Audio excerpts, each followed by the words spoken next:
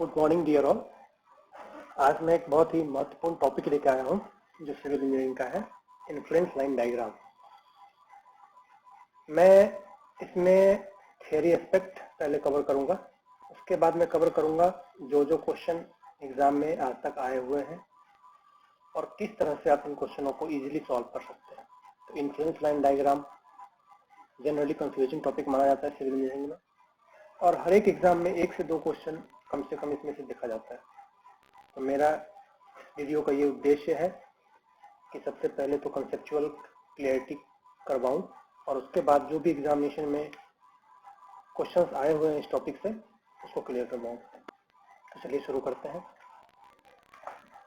मैं इसी तरह से अलग अलग टॉपिक पे, जैसा कि आप लोगों का रिक्वेस्ट होगा, कमेंट सेक्शन में बताइएगा, अलग अलग टॉपिक से वीडियो बनाता रहूँगा और उससे रिलेटेड जो भी क्वेश्चंस एग्जामिनेशन में आते हैं जनरली वो भी सॉल्व करता रहूँगा। चलिए इन्फ्लुएंस लाइन डायग्राम शुरू करते हैं। सबसे पहले तो हम जानते हैं कि इन्फ्लुएंस लाइन डायग्राम का क्या मीनिंग है, कब यूज करते हैं।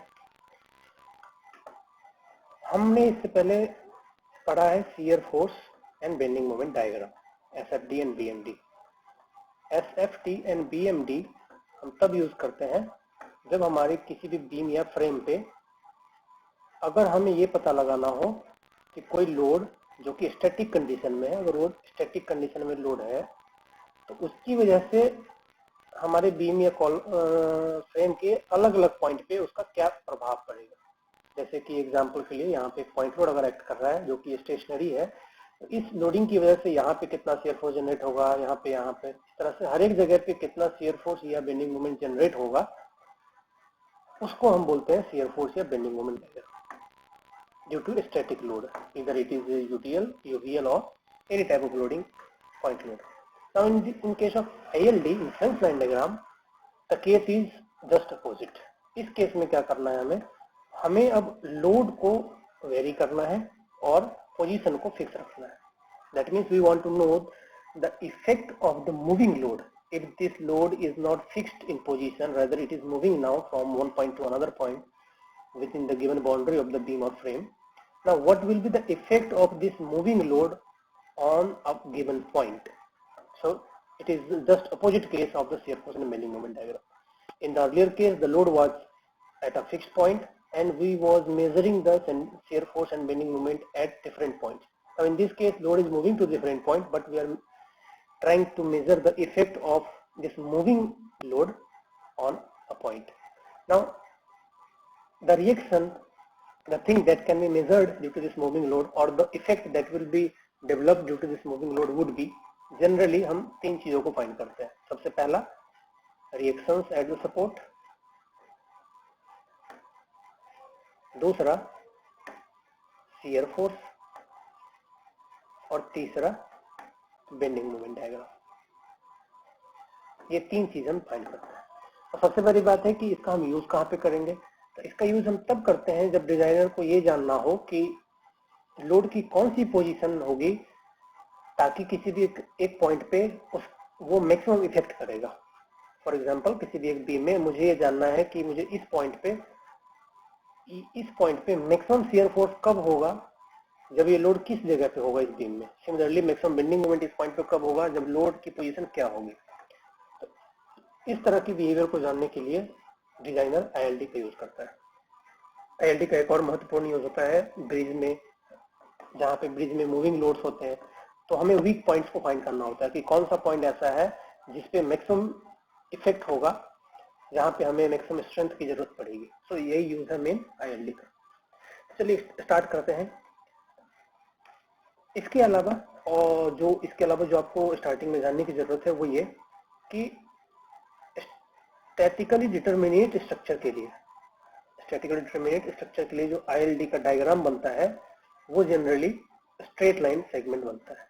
तो उसमें स्ट्रेट लाइन सेगमेंट का डायग्राम बनता है। तो ये जनरली क्वेश्चन में पूछा भी गया कई बार कि influence line diagram statically determinate structure के लिए किस शेप का होता है या फिर कैसे होता है।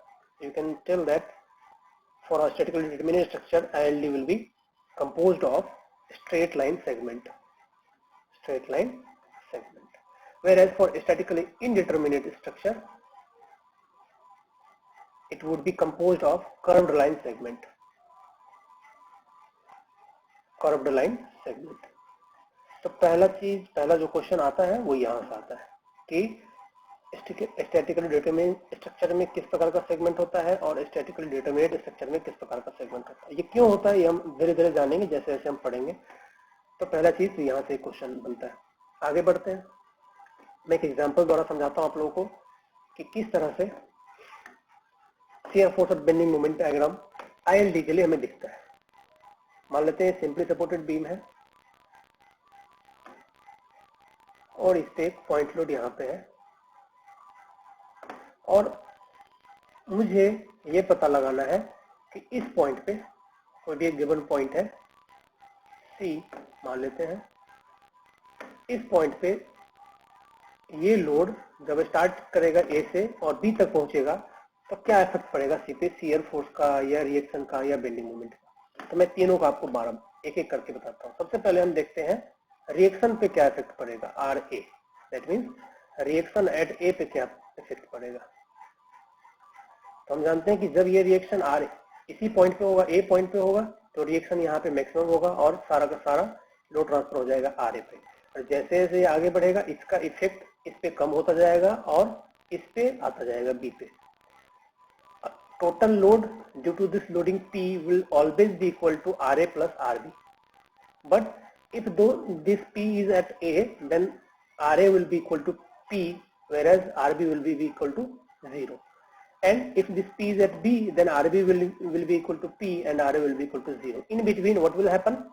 If this load is at center, then RA and RB will be same and which will be equal to P by 2. But if it is less than the half portion, then RA will be contributing larger portion as compared to RB or P. Whereas if P will come to this side of half of the length, then contribution of RB towards the P will be larger than the RA. तो हम देखते हैं कि RA, तो हम जानते हैं कि जब ये RA पे होगा, A पे होगा, तो ये रिएक्शन की वैल्यू P के बराबर होगी और जैसे जैसे घटता जाएगा, जैसे जैसे आगे बढ़ेगा रिएक्शन की वैल्यू घटता जाएगा और जब ये P पे पहुंचेगा तब इसकी वैल्यू 0 हो जाएगी। इसी को बोलते हैं हम ILD फॉर रिएक्शन। तो ये हो जाएगा ILD for RA reaction. Similarly RB के लिए हम बनाएंगे तो वो कुछ ऐसा बनेगा। RB पे जब आएगा तो 1 होगा और RB की वैल्यू के बराबर, एंड देन जैसे जैसे ये RA पे मूव करेगा वैसे वैसे 0 हो जाएगा। तो ये हो गया हमारा ILD फॉर RB। ये हो गया हमारा इन्फ्लुएंस लाइन डायग्राम रिएक्शन का। दूसरा होता है influence line diagram shear force का बनाते हैं, ILD फॉर शियर फोर्स। हम जानते हैं कि जहां भी शियर फोर्स आता है, जिस पॉइंट पे लोडिंग है उस पॉइंट पे हमें ड्रॉप दिखता है। दैट मीन्स जहां पे लोडिंग है उसके लेफ्ट हैंड साइड में नेगेटिव और उसके राइट हैंड साइड में पॉजिटिव। तो जिस सेक्शन पे हमें मेजर करना है उस सेक्शन से पहले हमें नेगेटिव दिखेगा और उस सेक्शन के राइट हैंड साइड में हमें पॉजिटिव दिखेगा और यहाँ पे जंप आएगा कितना, जितना इसका मैग्नीट्यूड, इस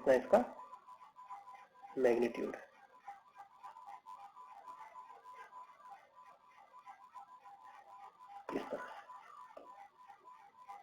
ये हमारा पॉइंट A है, ये हमारा पॉइंट B है। तो हमने क्या देखा कि ये हमारा सेक्शन है। जब इस सेक्शन पे, जिस सेक्शन पे हमने ये पढ़ा है कि ILD में हम सेक्शन फिक्स कर देते हैं।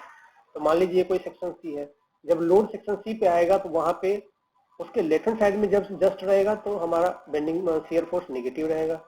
जैसे ही राइट हैंड साइड में आएगा तो अगेन सडन जंप आएगा, पॉजिटिव हो जाएगा शियर फोर्स।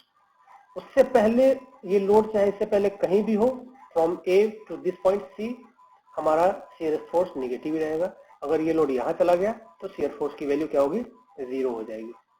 जैसे जैसे आगे बढ़ेगा शियर फोर्स की वैल्यू बढ़ती जाएगी नेगेटिव में, इस पॉइंट के बाद ये पॉजिटिव हो जाएगी। सिमिलरली अगर ये B पॉइंट पे पहुंच गया तो अगेन शियर फोर्स की वैल्यू 0 हो। याद रखिएगा पूरा डायग्राम सिर्फ और सिर्फ शियर फोर्स को रिप्रेजेंट कर रहा है और वो भी तब किस पॉइंट के लिए, इस पॉइंट के लिए। ये नहीं कि ये शियर फोर्स एट B बता रहा है, ये शियर फोर्स एट C ही बता रहा है, but this diagram is showing as load is moving. ये बता रहा है कि शियर फोर्स की वैल्यू घट रही जैसे जैसे लोड बढ़ रहा है। ये यहाँ पे 0 होने का मतलब ये है कि जब ये लोड यहाँ पे पहुंचा है तो इस पॉइंट पे शियर फोर्स की वैल्यू कितनी है, ना कि बी पॉइंट पे शियर फोर्स की वैल्यू कितनी है। यही बस अंतर है शियर फोर्स डायग्राम में और आईएलडी डायग्राम में, जो आपको समझ। ये हो गया आईएलडी फॉर शियर फोर्स। हमेशा इसमें एट लिखा होगा और शियर फोर्स एट सी। तीसरा आते हैं bending moment diagram. Bending moment diagram जानते हैं कि जब ये सी पॉइंट पे होगा उस समय बेंडिंग मोमेंट मैक्सिमम होगा, इसके अलावा चाहे जिधर भी चला जाए बेंडिंग मोमेंट जीरो होता जाएगा। लोड इस पॉइंट पे आएगा तो यहाँ पे बेंडिंग मोमेंट की वैल्यू जीरो हो जाएगी। याद रखना ये वैल्यू यहाँ की है, सी की वैल्यू है, और जब इस पॉइंट पे होगा तो moment at C, maximum bending moment होगा। फिर जैसे जैसे इसके आगे जाता जाएगा फिर से बेंडिंग मोमेंट घटना शुरू होगा। तो ये हो गया हमारा आईएलडी फॉर बेंडिंग मोमेंट। इस तरह से डायग्राम बनता है। ये था ओवरव्यू। हम देखेंगे बेंडिंग मोमेंट एट सी। आगे देखेंगे हम लोग धीरे धीरे कि कैसे कैसे क्वेश्चंस आते हैं, उसको कैसे सॉल्व करने हैं। ये तो ओवरव्यू था कि आईएलडी कैसा दिखता है और कैसे उसे ड्रॉ करें डिटरमिनेंट स्ट्रक्चर के लिए। आज हम सिर्फ डिटरमिनेंट स्ट्रक्चर के लिए डिस्कस करेंगे, नेक्स्ट टाइम हम लोग इंटरमीडिएट के लिए भी डिस्कस करेंगे। नेक्स्ट चलते हैं हम लोग आईएलडी के को फाइंड करने का तरीका, कैसे फाइंड किया जाए फॉर अ कॉम्प्लेक्स प्रॉब्लम। तो इसमें दो बातें आप लोग याद रखिएगा। पहला, ड्यू टू कंसंट्रेटेड लोड और पॉइंट लोड, अगर कहीं पे हमारे बीम में या फ्रेम में अगर हमारे पास पॉइंट लोड है तो इस पॉइंट लोड की वजह से जो भी हमारा रिएक्शन जनरेट हो, चाहे वो शियर फोर्स जनरेट हो, चाहे बेंडिंग मोमेंट जनरेट हो, इन सब की वैल्यू कैसे फाइंड करेंगे? इन सब की वैल्यू हम सिंपली फाइंड करेंगे ऑर्डिनेट मल्टीप्लाई बाय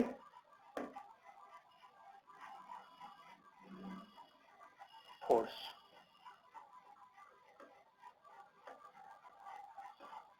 तो अगर पॉइंट लोड हो तो हमें शियर फोर्स, बेंडिंग मोमेंट या फिर रिएक्शन से कुछ भी फाइंड करना है तो उसका सिंपल फॉर्मूला होगा ordinate multiply by the force given in the question. Ordinate के बारे में डिस्कस करेंगे हम लोग अभी जस्ट, अभी आप लोग बस इसको देखिए।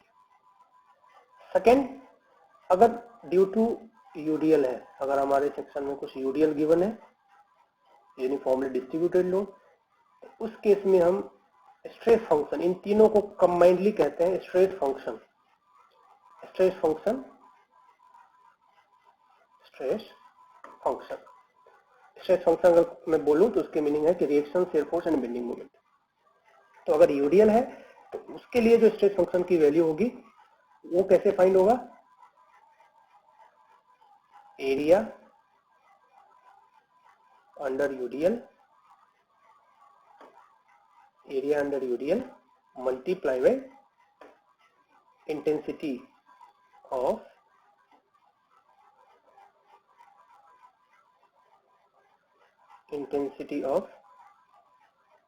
यूडीएल। माफ कीजिएगा, यहाँ पे यूडीएल नहीं, एरिया अंडर आईएलडी,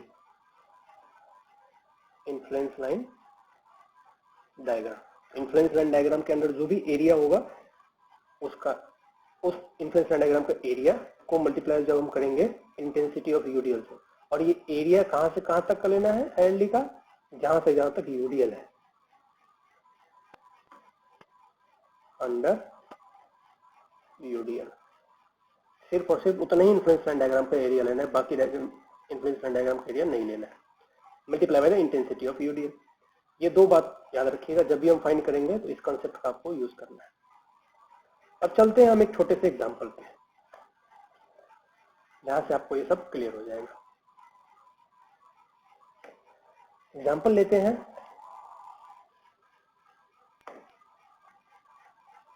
नाउ अगला हम डिस्कस करते हैं म्यूलर ब्रेसलॉ प्रिंसिपल। ये बहुत ही इंपॉर्टेंट प्रिंसिपल है to find the ILD directly. Question में ये भी पूछा जाता है कि म्यूलर ब्रेसलॉ प्रिंसिपल किस लिए यूज होता है ऑब्जेक्टिव में। तो आपको सिंपली ध्यान रखना है, म्यूलर ब्रेसलॉ प्रिंसिपल आईएलडी फाइंड करके देता है किसी भी स्ट्रेस फंक्शन के लिए, for any stress function, for any stress function, that is for reaction, shear force and bending moment any of the stress function. Now the concept behind the Mueller-Breslau principle is, कैसे find करते हैं? तो सबसे पहला है कि हम क्या करेंगे, जो भी हमारा स्ट्रक्चर है, जो भी हमें स्ट्रेस फंक्शन फाइंड करना है, चाहे वो रिएक्शन हो, चाहे वो शियर फोर्स, चाहे बेंडिंग मोमेंट हो, सबसे पहला काम क्या करेंगे हम, जो भी रिस्ट्रेंट है, जो भी रिस्ट्रेंट मिल रहा है हमें उस स्ट्रेस फंक्शन की वजह से, उसको हम रिमूव कर देंगे और उसकी जगह हम एक नया जनरलाइज यूनिट डिस्प्लेसमेंट, उसकी जगह हम 1 वैल्यू का डिस्प्लेसमेंट अप्लाई करेंगे उस जगह पे, सेम डायरेक्शन में, जिस डायरेक्शन में हमें फंक्शन चाहिए। मैं इसका मीनिंग समझाऊंगा, बट कंसेप्ट क्या कहता है कि हम क्या करेंगे, जहां पे भी हमें आईएल डिफाइन करना है उस जगह से जो भी रेस्ट्रेंट हमें मिल रहा है उसको हम रिमूव कर देंगे और उस जगह पे एक यूनिट डिस्प्लेसमेंट अप्लाई कर देंगे। यूनिट डिस्प्लेसमेंट में वहां से हम ऊपर एक यूनिट डिस्प्लेसमेंट अप्लाई करेंगे उसी लोकेशन पे और उसी डायरेक्शन में, जिस डायरेक्शन में हमें स्ट्रेस फंक्शन की वैल्यू को फाइंड करना है। चलिए देखते हैं इसका समराइज्ड व्यू कि इसको हम कैसे यूज कर सकते हैं इजीली हम आईएलडी फाइंड करने के लिए। जैसा कि आप देख सकते हैं ये हमारा सिंपली सपोर्टेड बीम है। अब नाउ आईएलडी फॉर आरए, अगर मुझे आरए के लिए आईएलडी फाइंड करना है तो म्यूलर-ब्रेस्लौ प्रिंसिपल क्या कहता है कि आप सिर्फ इस जगह पर जो भी रिस्ट्रेंट है स्ट्रेस फंक्शन का, उसको आप रिलीज कर दो। तो आरए हमारा रिस्ट्रेंट है, आरए क्या है, रिस्ट्रेंट है, इसको आप रिलीज करो और जिस डायरेक्शन में एक्ट कर रहा था उसी डायरेक्शन में डिस्प्लेसमेंट दो। तो हमने क्या किया, यूनिट डिस्प्लेसमेंट, इसकी वैल्यू कितनी रखनी है हमें, 1, बाकी रेस्टेंट को कुछ भी नहीं करना है, उसको एज इट इज छोड़ दो। तो यहाँ पे रेस्टेंट को हमने रिलीज कर दिया और ये लाइन यहाँ पे ऑटोमेटिकली ज्वाइंट हो जाएगा। तो ये क्या हो गया, सिंपली आईएलडी फॉर आरए। बहुत ही सिंपल था। हमने क्या किया, बस इसमें जो भी रेस्टेंट हमें जिसकी वैल्यू फाइंड करनी थी आरए की वैल्यू, वहां पे हमने उस रेस्टेंट को रिलीज किया और उसी डायरेक्शन में हमने यूनिट डिस्प्लेसमेंट अप्लाई किया, बाकी को हमने कुछ भी नहीं किया, तो वो हमारा आईएलडी सिंपली दे दिया। सिमिलरली शियर फोर्स, अगर हमें shear force at C find करना है, मान लेते हैं कोई पॉइंट सी है यहाँ पे, अगर बोले कि ILD for shear force at C find करो, तो हमें क्या करना है, फॉर फोर्स एट सी, तो हमें क्या करना है, यहाँ पे जो भी रेस्ट्रेंट है उसको हमें रिमूव कर देना और उसी डायरेक्शन में हमें डिस्प्लेसमेंट देना है। तो अब सी पॉइंट पे कैसे हम रेस्ट्रेंट अप्लाई करेंगे, देखते हैं। सी पॉइंट पे रेस्ट्रेंट मीन्स क्या, मेंबर का जो यहाँ पे जॉइंट है ये इसको रेस्ट्रेंट प्रोवाइड कर रहा है, इसी वजह से मेंबर रुका हुआ है। तो हम क्या करेंगे, यहाँ पे एक स्लाइडर लगा देंगे, हम क्या करेंगे, यहाँ पे स्लाइडर लगा देंगे। अब स्लाइडर लगा देंगे तो क्या होगा, मेंबर 2 पार्ट में डिवाइड हो गया, एक पार्ट ऊपर जा सकेगा, एक पार्ट नीचे आ सकेगा। तो ये यहाँ पे फ्री हो गया, रिलीज हो गया, रिलीज हो गया। अब क्या करेंगे, यहाँ पे स्लाइडर लग गया तो क्या होगा, स्लाइडर की वजह से क्या होगा, यहाँ पे ये मेंबर एस है, इधर का मेंबर ऊपर चला जाएगा और लेफ्ट हैंड साइड का मेंबर नीचे आ जाएगा इस स्लाइडर की वजह से। बाकी कुछ भी नहीं करना है, यहाँ पे ज्वाइंट है, यहाँ पे ज्वाइंट ही रहेगा, यहाँ पे ज्वाइंट है, यहाँ पे ज्वाइंट ही रहेगा। सिर्फ हमने यहाँ के ज्वाइंट को रिलीज कर दिया, बस इतना ही काम किया हमने। इसको अब कर दीजिए ज्वाइंट और इसकी टोटल वैल्यू कितनी होगी, यूनिट के बराबर, 1 के बराबर हो गया। Shear force diagram for ILD at C बन गया। तो यही है म्यूलर-ब्रेस्लौ प्रिंसिपल।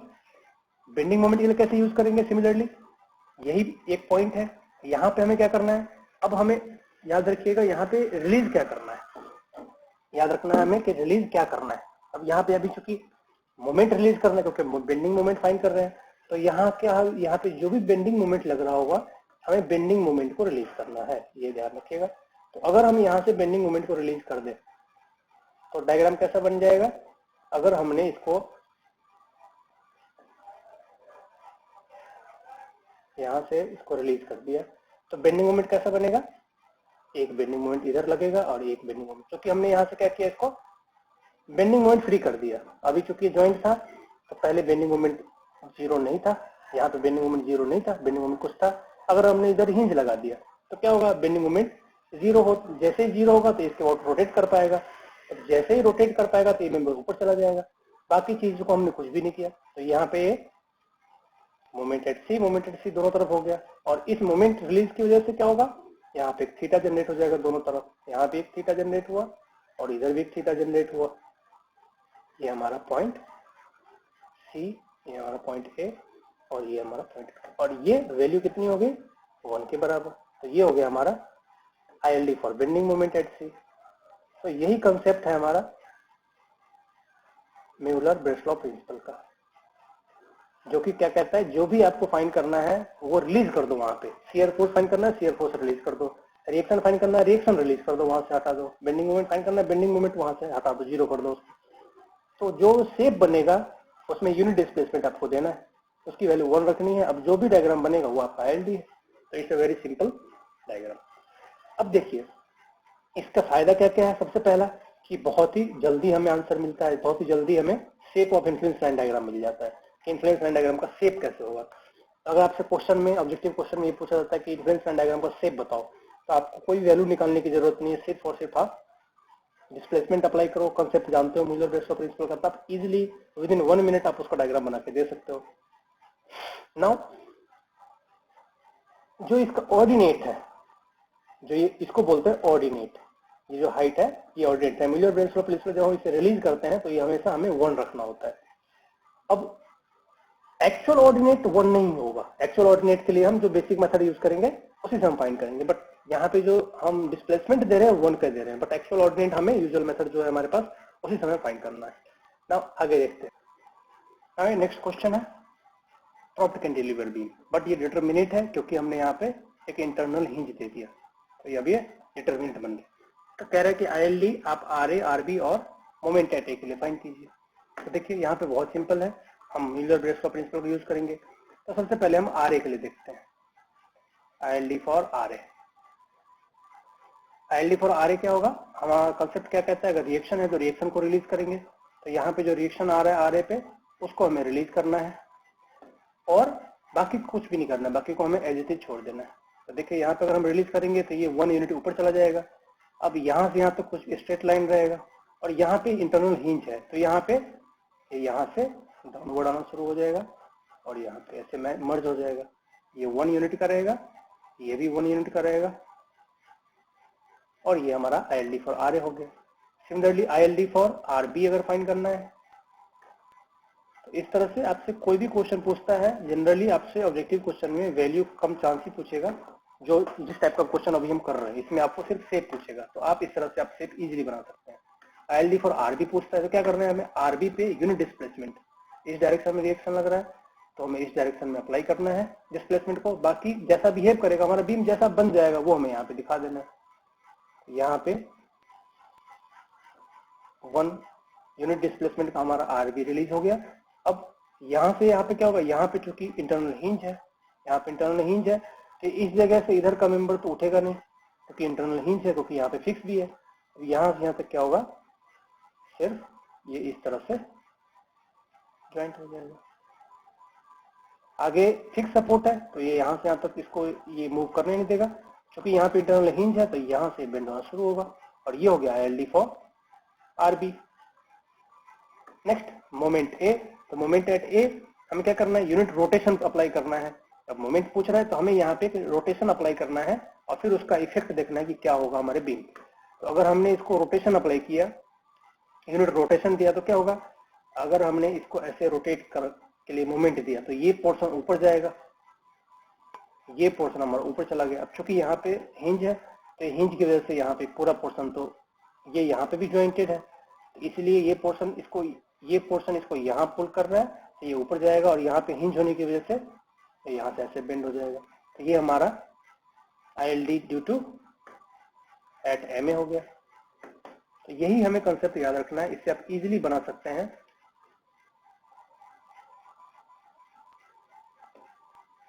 नाउ आपको क्या याद रखना है, यहाँ पे इसका डिस्प्लेसमेंट कितना होगा। अब यहाँ पे याद रखिएगा, यहाँ पे RA है तो यहाँ पे डिस्प्लेसमेंट नहीं आएगा, बिकॉज हेयर हमने क्या किया, रोटेशन अप्लाई किया है। तो अब यहाँ पे ये 1 यूनिट डिफ्लेक्शन नहीं होगा। यूनिट डिफ्लेक्शन अगर होता तो वो यहाँ पे डिस्प्लेसमेंट, हमने डिस्प्लेसमेंट यहाँ पे रोटेशन अप्लाई किया है, मोमेंट अप्लाई किया। तो अगर हमने मोमेंट अप्लाई किया है तो यहाँ पे क्या होगा, मोमेंट अप्लाई किया तो ये ऐसे बीम बेंड हो रहा है, तो हमें यहाँ की ये वैल्यू फाइंड करनी है। तो ये क्या हो जाएगा, 1 इंटू 4 क्यों, ये लेंथ यहाँ से मान लीजिए जो भी है लेंथ, ये 2 मीटर है,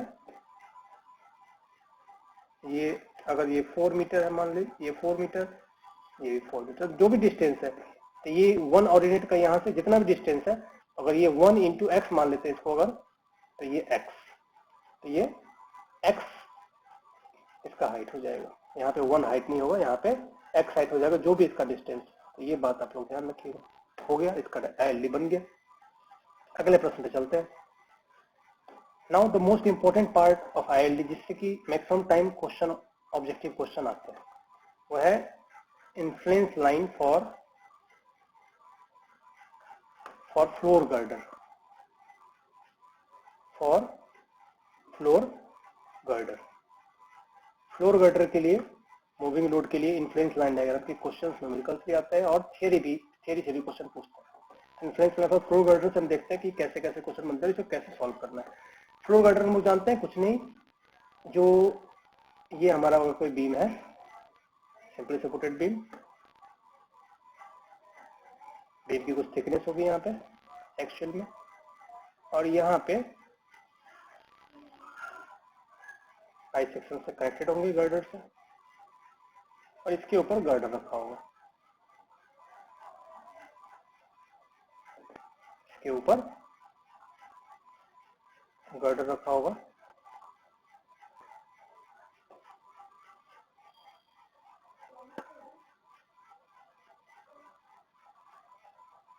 ये गर्डर इसके ऊपर रखा हुआ है, जिसपे कि लोडिंग होगा, चाहे जो भी हो, व्हीकल का लोड हो चाहे एनी लोड, मान लीजिए कहीं पे कोई लोड लगा हुआ है। और ये स्लैब है, ये हमारा स्लैब है जिसे हम गर्डर बोलते हैं। अब इस केस के लिए कुछ क्वेश्चन बहुत ही प्रोमिनेंट हैं, बहुत यूजुअली पूछे जाते हैं। एक तो होता है maximum shear force and bending moment. Maximum shear force positive का भी और नेगेटिव का भी, दोनों का आता है। सेकंड, मैक्सिमम बेंडिंग मोमेंट पूछता है, मैक्सिमम BMD, और ये दोनों एट अ लोकेशन पूछेंगे, एट अ पॉइंट। कोई भी एक पॉइंट दे देंगे, बताओ, बोलेंगे कि बताओ इस पॉइंट पे मैक्सिमम नेगेटिव बेंडिंग मोमेंट कब, मैक्सिमम नेगेटिव शियर फोर्स कब एग्जर्ट होगा, मैक्सिमम पॉजिटिव शियर फोर्स कब एग्जर्ट होगा, सिमिलरली मैक्सिमम बेंडिंग मोमेंट कब एग्जर्ट होगा, लोड की लोकेशन क्या होगी।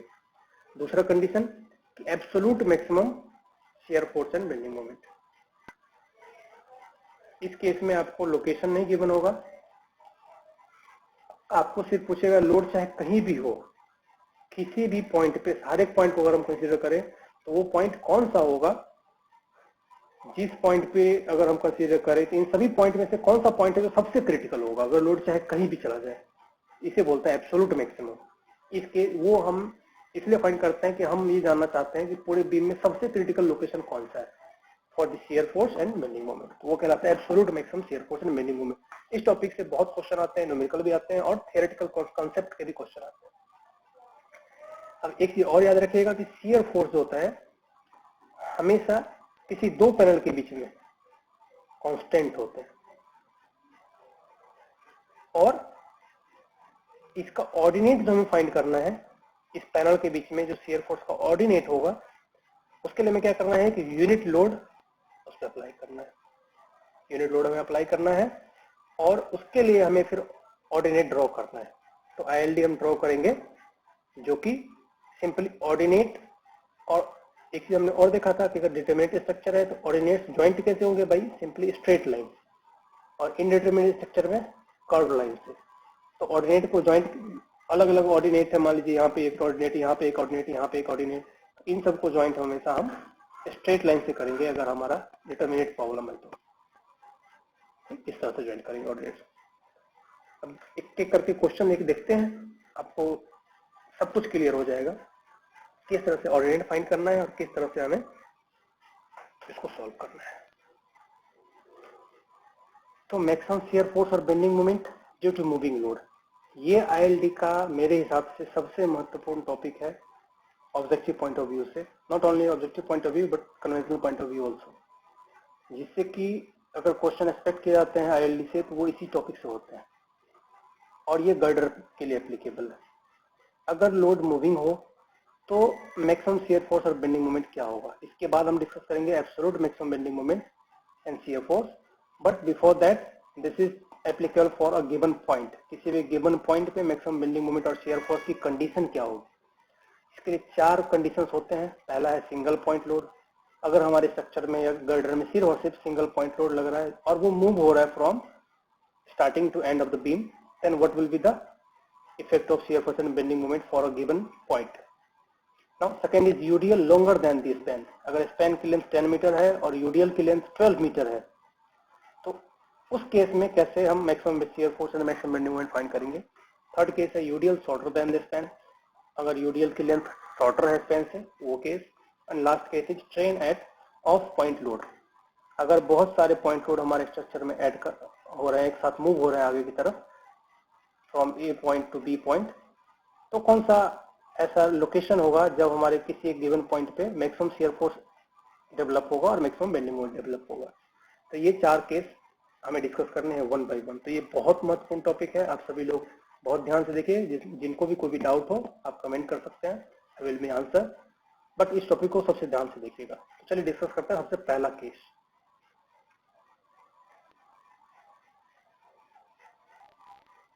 पहला केस के लिए हम देखते हैं सिंगल पॉइंट लोड। मान लेते हैं ये हमारा सिंपली सपोर्टेड बीम है, इस पे कोई पॉइंट लोड P लग रहा है सी पॉइंट पे। अब हमें सी पॉइंट पे फाइंड करना है मैक्सिमम शियर फोर्स की वैल्यू और मैक्सिमम बेंडिंग मोमेंट की वैल्यू के लिए इस लोड की पोजीशन कहाँ होनी चाहिए हमारे पूरे बीम में, यही हमें इसमें फाइंड करना और यही क्वेश्चन आता है। शियर फोर्स देखिए, शियर फोर्स के साथ क्या होगा कि जब ये पॉइंट लोड सी के लेफ्ट हैंड साइड में, जस्ट लेफ्ट हैंड साइड में होगा, उस समय शियर फोर्स की नेगेटिव वैल्यू मैक्सिमम होगी। सिमिलरली जब ये पॉइंट लोड जस्ट सी पे होगा उस समय हमें ये बम्प दिखेगा, एक यहाँ से जस्ट नेगेटिव से पॉजिटिव की तरफ शिफ्ट होता हुआ दिखेगा, और जैसे ये पी सी को क्रॉस करेगा जस्ट राइट हैंड साइड में आएगा तो शियर फोर्स की वैल्यू मैक्सिमम नेगेटिव से पॉजिटिव हो जाएगी। ठीक, इसी को हमें यहाँ पे डिस्प्ले करना है। ये हमारा, इसको कैसे बनाएंगे वो भी देख लीजिए। जब ये यहाँ पे होगा, P हमारा जब A पे होगा तो हमारे लिए RA की वैल्यू क्या होगी, यहाँ पे 1 यूनिट डिफ्लेक्शन, तो हम ये इसको ड्रॉ कर देंगे। सिमिलरली जब हमारा लोड यहाँ B पे होगा तो क्या होगा, इस तरह से हमारा RB के लिए बनेगा, ये हमारा RB के लिए बन गया। और क्या हो रहा है कि जब ये इस पॉइंट पे आ रहा है तो ये देखो यहाँ से यहाँ तक नेगेटिव आ रहा है, तो यहाँ से यहाँ तक नेगेटिव आया, और जैसे ही ये पॉइंट क्रॉस किया अब ये इसको मर्ज कर गया, तो फाइनल डायग्राम क्या बनेगा, इस तरह से यहाँ पे आके बम्प, और अल्टीमेटली फिर ये इस लाइन को ज्वाइन कर लेगा इस तरह से। तो जैसे इसके इधर नेगेटिव और इसके इधर पॉजिटिव, तो ये हमारा influence line diagram for reaction था, उसको यूज करके हमने बनाया। और ये हमने देखा था पहले भी कि यहाँ पे हम यूनिट डिफ्लेक्शन अप्लाई करेंगे तो भी हमें ऐसा ही डायग्राम मिलता है। तो condition for maximum shear force के लिए क्या हुआ कि जब लोड हमारा जिस पॉइंट पे हमें शियर फोर्स की वैल्यू फाइंड करनी है, मैक्सिमम शियर फोर्स की वैल्यू, उस पॉइंट से लेफ्ट हैंड साइड में हमेशा नेगेटिव रहेगा और उसके राइट हैंड साइड में पॉजिटिव रहेगा, और इस ऑर्डिनेट हमें पता है कि ज्वाइंट कैसे करना है, स्ट्रेट लाइन से। तो ये हमारा शियर फोर्स डायग्राम बन जाएगा, इस तरह से हमारा शियर फोर्स डायग्राम। इनकी वैल्यूज को कैसे फाइंड करेंगे ये हम एक न्यूमेरिकल में देखेंगे, अभी हम सिर्फ इसकी वैल्यूज को देख रहे हैं। इसकी वैल्यूज भी हम देख लेते चलिए। जब हमारा ये नेगेटिव वैल्यू है मैक्सिमम, इसकी वैल्यू क्या होगी, इसकी वैल्यू होगी, अगर लोड हमारा P है तो Px बाई L, ये हमारा मैक्सिमम नेगेटिव वैल्यू होगा। सिमिलरली मैक्सिमम पॉजिटिव वैल्यू क्या होगा, PL minus x divide by L। बस ये हमारा इसकी वैल्यू भी आ गया। तो हमें अगर वैल्यू फाइंड करना है तो सिंपली हमें PL और X की वैल्यू पुट करनी है, तो हमें मैक्सिमम नेगेटिव शियर फोर्स की और मैक्सिमम पॉजिटिव शियर फोर्स की वैल्यू भी हमें मिल जाएगी। ठीक है, चलिए अब देखते हैं हम लोग बेंडिंग मोमेंट के लिए कि बेंडिंग मोमेंट के लिए क्या बनेगा, max bending moment. Now to find the bending moment at C, bending moment का कंसेप्ट थोड़ा सा समझने वाला है। अब बेंडिंग मोमेंट क्या है, बेंडिंग मोमेंट कब मैक्सिमम अकर होगा, जब लोड उसी पॉइंट पे हो जिस पॉइंट पे हमें मैक्सिमम बेंडिंग मोमेंट फाइंड करना है। That means whenever load will be at C max bending moment will be maximum. Otherwise, if the load will be on left hand side, then also bending moment will be start decreasing. If the load will move right hand side from C, then also bending moment will start decreasing. The only case will be whenever P load will be on C, the bending moment will be maximum. shear force के case में opposite होता है, left hand side में है तो negative maximum, right hand side में गया तो positive maximum, and then start decreasing. But in case of bending moment, it will be maximum whenever the point is at the point itself. बस यही concept हमें समझना है. बेंडिंग मोमेंट के लिए देखते हैं हम, तो हमारा ये पॉइंट सी है, इस पॉइंट पे मैक्सिमम रहेगा. और अगेन डायग्राम का शेप तो हम देख ही चुके हैं, ये हमारा बेंडिंग मोमेंट की वैल्यू है. और अगर यहाँ पे है तो हम अगर लोड यहीं पे है तो हम इसकी मैक्सिमम बेंडिंग मोमेंट भी इजीली निकाल सकते हैं. यहाँ पे जो बेंडिंग मोमेंट होगा वो सिर्फ और सिर्फ इस रिएक्शन की वजह से होगा, क्योंकि bending moment due to the load will be zero there because load is at the point itself. The only thing will be due to this reaction. This bending moment will be only due to this reaction. अब इस reaction की वजह से क्या होगा, px into L minus x divided by L. क्योंकि px by L तो px by L यहाँ का क्या है, ये यहाँ का shear फोर्स है और इसका हमें बेंडिंग मोमेंट लेना है, इसका हमें मोमेंट लेना है, तो हमने L minus x से मल्टीप्लाई कर दिया. या फिर आप ऐसे भी देख सकते हो कि जब लोड इस पॉइंट पे होगा तो इसका रिएक्शन कितना होगा. जब लोड इस पॉइंट पे है तो reaction RA will be equal to P into L minus x divided by L. ये होगा हमारा reaction. RA will be equal to P L minus x divided by L. This is the value of RA. और moment लेना है हमें, this distance is x, so px into L minus x by L, वही यहाँ पे value है. ये हो जाएगी मैक्सिमम बेंडिंग मोमेंट की वैल्यू. तो मैक्सिमम बेंडिंग मोमेंट की वैल्यू भी हमें मिल गई. तो बेंडिंग मोमेंट के लिए बस कंडीशन आपको क्या याद रखना है कि जब लोड उसी पॉइंट पे हो तब हमें बेंडिंग मोमेंट मैक्सिमम मिलेगा. और शियर फोर्स हमें कब मैक्सिमम मिलेगा, जब लोड या तो लेफ्ट हैंड साइड में हो या उस सेक्शन के राइट हैंड साइड में हो. जब वो उस पॉइंट पे होगा उस समय शियर फोर्स की वैल्यू शिफ्ट हो रही होगी नेगेटिव टू पॉजिटिव, उस समय मैक्सिमम या मिनिमम नहीं मिलेगा हमें. But in case of bending moment it will be maximum eight the point itself. चलिए आगे बढ़ते हैं. नेक्स्ट है एब्सोल्यूट कैसे निकालेंगे. सेम केस के लिए एब्सोल्यूट मैक्सिमम. तो ये तो हो गया कि इस पॉइंट पे मैक्सिमम है. अब हमें ये जानना है कि पूरे बीम में ऐसा कौन सा पोजीशन है जहां पे मैक्सिमम बेंडिंग मोमेंट मिलेगा, लोड चाहे कहीं भी चला जाए. उसे कैसे निकालेंगे. ओके, तो चलिए हम चलते हैं एब्सोल्यूट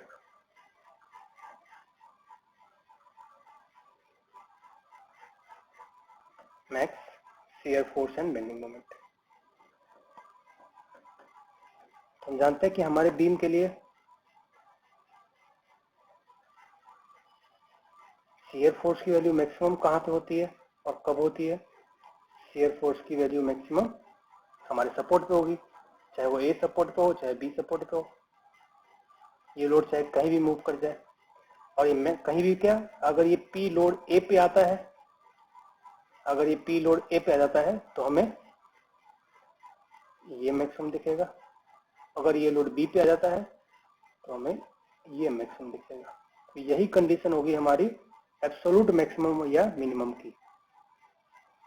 एब्सोल्यूट मिनिमम और मैक्सिमम के लिए क्या कंडीशन है कि जब हमारा लोड सपोर्ट पे मूव कर जाए.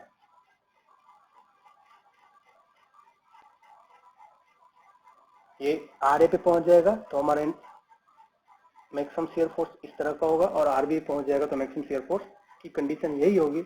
लेकिन पॉजिटिव शियर फोर्स कब होगा, तो इसकी वैल्यू कितनी होगी, यहाँ पे RB की वैल्यू W हो जाएगी, यहाँ पे RA की वैल्यू भी P हो जाएगी. Sorry, not W, it's P हो जाएगी. अब नेगेटिव और पॉजिटिव कैसे डिटरमाइन करेंगे, तो नेगेटिव शियर कब होगा, जब ये बी पे होगा. ये हो गया हमारा नेगेटिव शियर फोर्स और ये हो गया हमारा positive shear force. Now for bending moment हम जानते हैं कि बेंडिंग मोमेंट मैक्सिमम कब होता है सिंपली सपोर्टेड बीम में, जब हमारा लोड सेंटर पे हो. और इसकी वैल्यू कितनी होती है, PL/4 के बराबर. ये हमारा P है और ये हमारा L/2. तो this would be the absolute maximum bending moment for the case of single point load. Okay, चलिए ये पार्ट में यहीं पे समाप्त करता हूँ. नेक्स्ट पार्ट में हम डिस्कस करेंगे यूनिफॉर्मली डिस्ट्रीब्यूटेड लोड. लॉन्गर है तो क्या होगा, यूनिफॉर्मली डिस्ट्रीब्यूटेड लोड अगर शॉर्टर है स्पैन से तब क्या होगा, कैसे फाइंड करेंगे, और ट्रेन और वेरियस ट्रेन पॉइंट लोड अगर एक साथ मूव कर रहे हैं उस केस के लिए कैसे फाइंड करेंगे. याद रखिएगा ये सबसे महत्वपूर्ण टॉपिक है IILT का. इसी से क्वेश्चन आते हैं, न्यूमेरिकल भी आते हैं, थ्योरेटिकल भी आते हैं. Thank you all, thanks for watching. Like the video, subscribe the channel. Thank you all. Bye. See you in the next part.